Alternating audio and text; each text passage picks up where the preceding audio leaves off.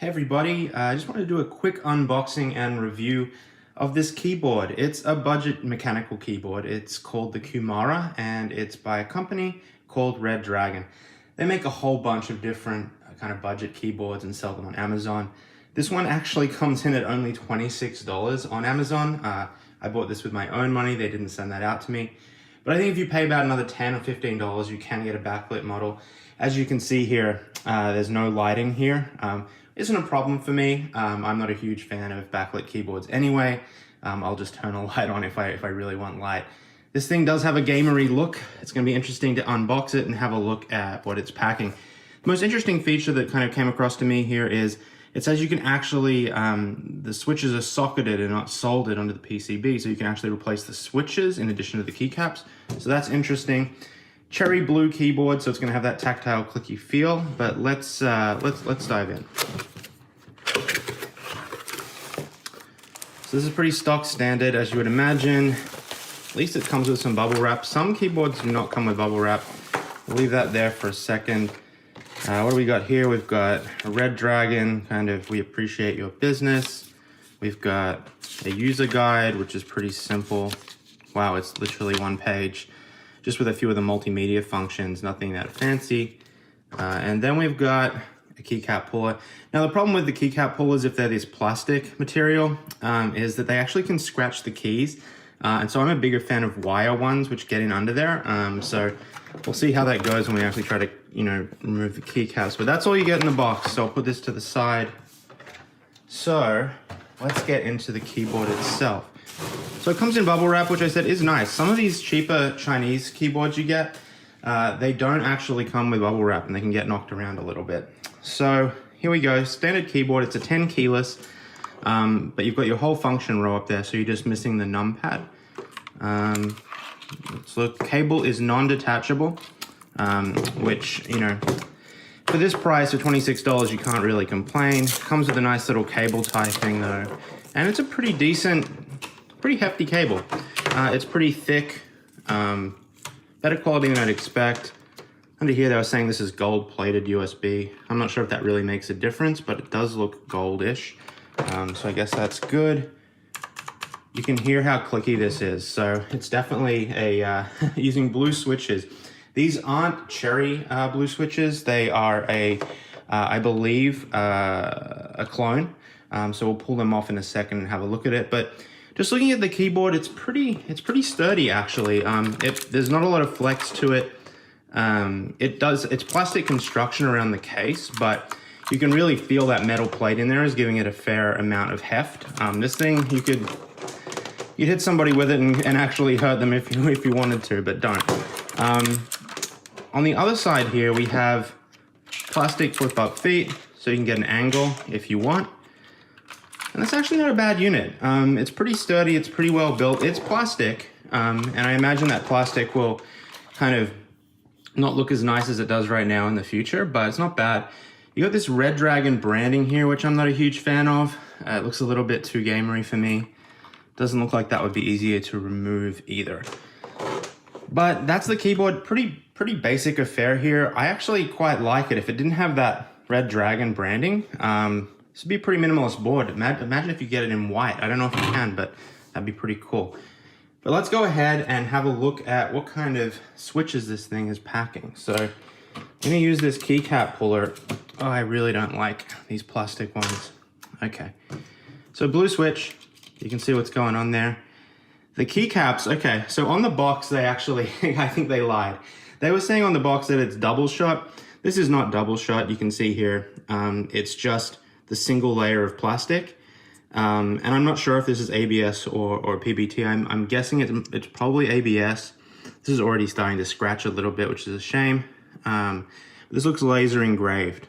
Oh yeah, that's gonna scratch right off. So the keycaps on this, they're very thin. I'm not a huge fan of the keycaps on this. I think that, you're probably gonna wanna switch these out for something a bit better because these are gonna fade. And because they're not double shot, they're gonna get, pretty ugly. But at the keycap level, let's have a look what we got here. I think they're using, it looks like it is an Otemu switch here. Temu, just a Chinese knockoff kind of the Cherry MX switches. Pretty good quality. I've reviewed them in the past on the Magic 468, and it was good quality. No complaints from me. So I actually find that they're pretty smooth. They're not too scratchy.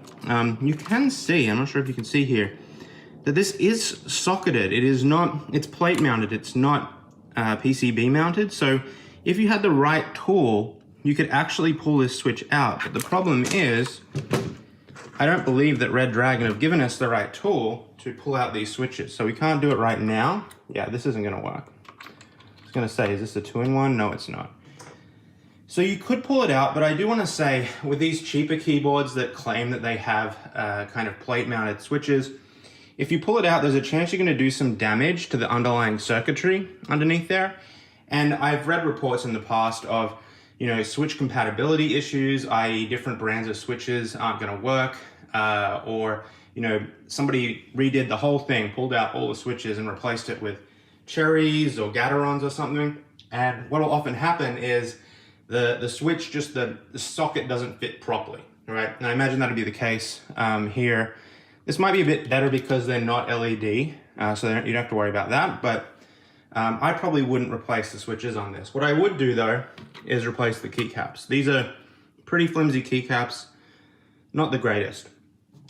So just to the typing experience, I did play around with this a little bit earlier. Very, very, very tactile. Blue switches from Temu, very Cherry-like. Loud though. This thing is loud, and because of the steel plate and it being plate mounted, there's a lot of kind of pinginess. And so I wouldn't use this in a working environment because your co-workers are gonna be pretty cranky with you. I'm gonna record a sound test and I'm gonna insert it here so you can get a sound test close up of what this might sound like if you're using it at your desk.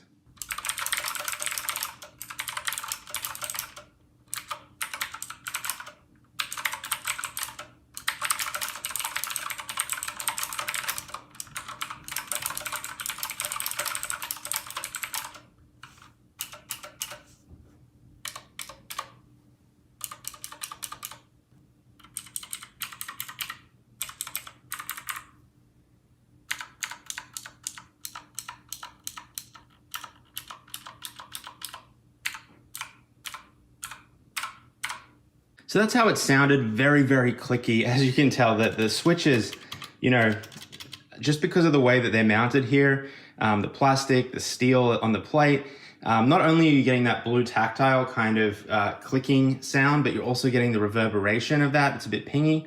But if you're okay with blue switches, if you like them, this is actually a pretty good keyboard. For 26 bucks, you can't really complain. All I would say is that you are going to want to replace the keycaps on this. The keycaps are just kind of pretty bad. And I think after about, you know, a few months of use, they'll probably start wearing down. They also just, you know, I think you'd probably get rid of some of the sound, that pinginess, if you used a thicker keycap, because it'll suppress the noise a little bit better. But overall, a pretty good keyboard, a 10 keyless keyboard from Redragon, the Kumara, using blue switches. It's not backlit, but if you don't care about that, it doesn't matter. There's no detachable cable. But you know, if you're just looking to get into mechanical keyboards and you only have, you know, a very small budget, then 26 bucks, this is a really good way to get started. Spend the rest of your money on maybe a $30 kind of Teihao or something keycap set, and you got yourself a pretty decent, you know, blue switch board. So yeah, let me know. Do you think this is a good board? Does anybody have it? Have they tried it? I can't speak to reliability because I haven't had this thing very long, but I'd love to hear if it keeps working, you know, beyond a few months. But I haven't seen any negative reports. Things seem to be pretty positive on Amazon. So that's the keyboard. Let me know what you think in the comments. Thank you. If you did like this video, make sure you hit like and also hit subscribe so you get notified when I post more videos like this. I appreciate it. Until next time, see you later.